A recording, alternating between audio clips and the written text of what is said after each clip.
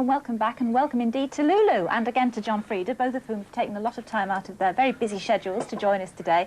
Now, Lulu's hair is looking particularly gamine at the moment. It gets a bit flatter when I go on stage. I zhuzh it up for the daytime. But it's been cut like that presumably because Lulu is at the moment appearing as Peter Pan once again, this time at the Opera House in Manchester.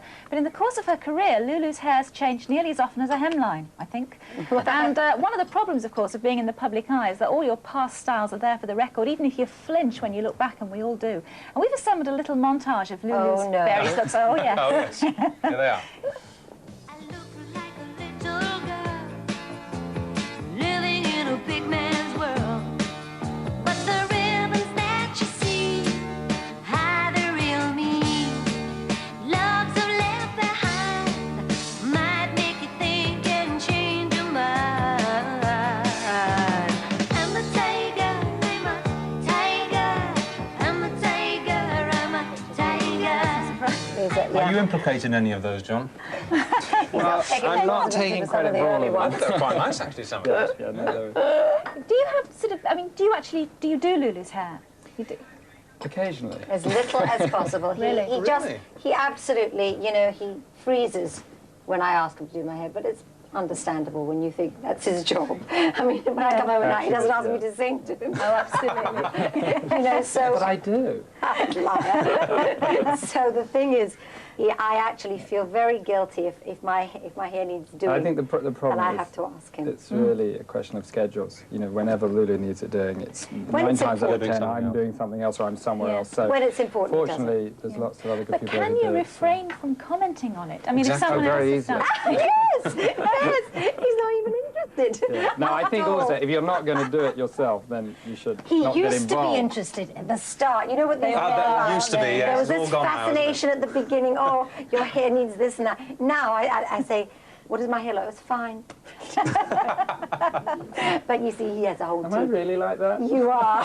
He has a whole team of people, you know, that, thank goodness, It always I looks can go pretty to. good. Have you noticed how couples say things to each other on television that they never know. say in their private lives? You know, you've learned something here today, John. You've Being changed. watched now, we have to be careful. Or they say it, the women say it, and the men don't hear it. Absolutely. Have you heard that before? Yes, once or twice. Once or twice. You don't listen. So, at the moment, your hair's sort of short because you are playing Peter Pan. I'm actually growing it, look, it's kind of getting Coming longer. through again, It's yes. getting longer, stretching it. But it's not panto, is it? It's a music. It's a musical. It's a musical, yeah. It's a very nice story because it's the book, the James Barrie book. So it's a magical story of this little boy who never grew up and who can fly. And the difference between this and pantomime is that you have to stay within the character, and the story is a very strong storyline. It's lovely. Yes. And you're going to be touring all over the country, aren't you? I'm in Manchester for another 3 weeks, then we're in Bristol for a week, Oxford for a week, and then we're in Wimbledon for 2 months. And that's over the Christmas season. And nobody plays a cameo then, as you say. It's all kept in character. It's a real story. It's a play. It's a play with music, and it's very, very beautiful. It's a lovely part. You're terribly sort of varied, aren't you? I mean, when we saw you in Adrian Mole, which I thought was wonderful, that was very much straight into acting, and also after Julie Walters as well, which must have been a bit frightening for you. Well, I suppose really, if I had any sense, I would have been frightened. But I wasn't. I was just excited about actually taking on the part. Yeah. And in fact, I hadn't even seen it on the television. I had heard it was brilliant. Oh, it's the best way. And I do adore Julie. I think she's absolutely sensational. She I mean, is. Well, she's one we of the saw best. both, actually. John but does her hair. Really? Gosh, it's so strange. So I often bump into her in the salon. Yeah. Well, not often. She doesn't go that often. I'm there more than she is. Let's have a look at you Yes. in Adrian Mole, I think, playing poor old Adrian's mum. Well, what sort of son did you want then? My ideal son, he'd be a natural athlete, cheerful and outgoing. He'd go to a school for the intellectually precocious. He'd be intense and saturnine. Luncheon meat. Not one, get three! Voice. It must have been a lot of fun doing that.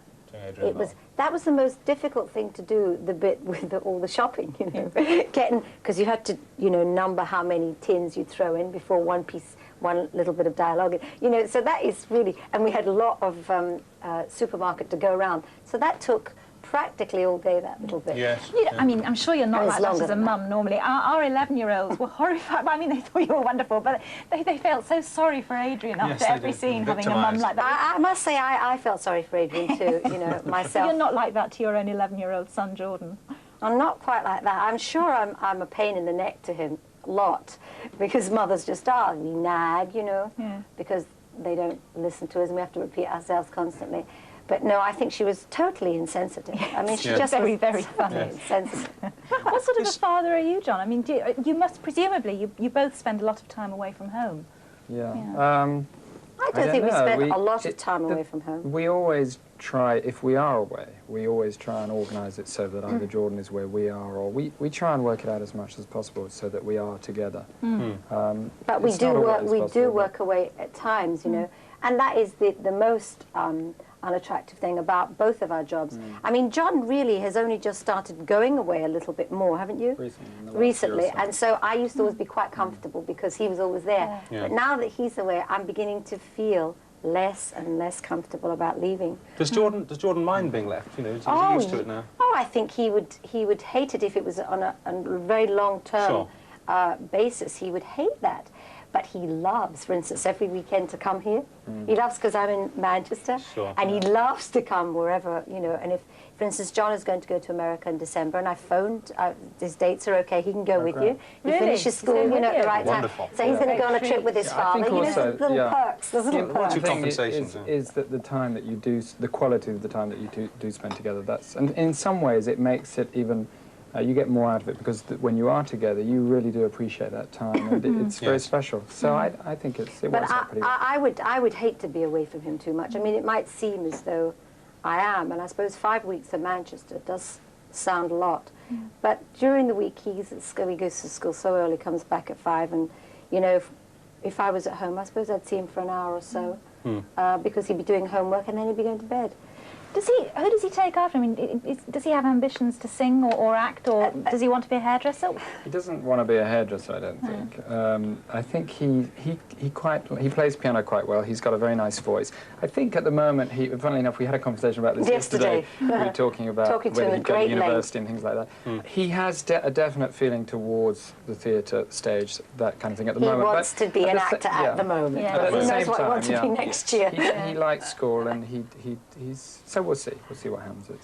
Just the fact that both his parents are jolly well known, you know, and well liked around the world, does that affect him at all? Does he find that difficult to cope with? Because some children do, don't they? If they've got famous parents, you know, it's a bit of a problem for them. I think he's, in some respects, he doesn't. I mean, he hates his picture in the papers, anything like that. I mean, if he doesn't want to be drawn in. Like if he was here, he wouldn't want to come in. If you said, "Come sit," he'd say, "No." Like yours. Well, just refused to be photographed. Don't want to be bothered. I don't want to be bothered with all that. That's your. And it's embarrassing. And at that age, 11, embarrassment is everything. Absolutely. They just want to be like and you know, being cool and all the rest of it. And what the friends at school think and all that. It's what they think at school that counts. What's important. What do you get to do in America? Is it a photographic assignment? I've been working there on a video, actually 2 videos about styling hair, new ways of styling hair and doing different things to it. It's a technical video, basically for the hairdressing profession, which is going to be distributed all over the world about sort of all the different ways of doing hair. Because I was going so they're leaving me. They're going off for a week in December, and I'm going to be stuck in Wimbledon. John has such sort of a huge long list of extremely glamorous clients. I mean, does it ever bother you slightly? I mean, you're obviously also extremely glamorous. I'm glad you said that. Absolutely. Oh, you're certainly one if you did. I spent hours in there with I'll just spill the coffee, shall I? No, but does it? I mean, it would bother me slightly, I think. I don't know that it... I mean, if it bothered me, I would be an absolute basket case by now, because the salon is full of gorgeous women, you know, and then he's constantly with Jerry Hall and this one and Racco Waddle. I mean, if it really bothered me, I think it would be... I would be in a terrible state. But actually, I don't think it does bother me. With John, you know, he's so into his work, he's so interested. What does make me look up is if I see him with a client, close your ears, and he's really laughing and having a great time, I think, Should be working. Yes, he only laughs with me. I'm always very serious when she's in the salon. He tries to be. Tries to make me think it's all very serious business. Yes. All right. Which, of course, it is. I'm very sad to say we're out of time. Could go on all morning, actually. We should debate the rest of the social list. Thank you both very much indeed. Thank you, John. Right, and we'll see you later, John, of course, yes. Right, as I say, John will be staying with us to answer your calls on hair care. That's just a little later on. We're coming up to a break now, after which a sad story with a very happy ending. We'll see you soon.